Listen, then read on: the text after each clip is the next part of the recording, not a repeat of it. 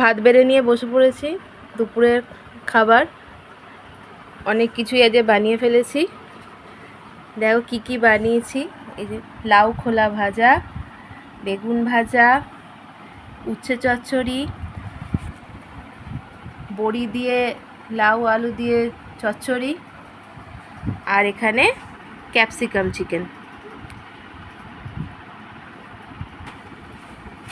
মাংসটা অনেকটাই করেছি, রাতের জন্য রয়েছে, এখন খাবো বলে কিছুটা নিয়ে আসা হয়েছে। আর তার সাথে রয়েছে স্যালাড, এটা মাস্ট খাবারের সাথে। আমরা এবার খেতে বসছি। আজকের মেনু তো তোমাদের দেখালামই, তো তোমাদেরও আজকে দুপুরে সানডে স্পেশাল কি কি মেনু হয়েছে অবশ্যই জানিও। আর আমার আজকে সানডে স্পেশাল মেনু কেমন হয়েছে সেটাও জানাতে ভুলো না।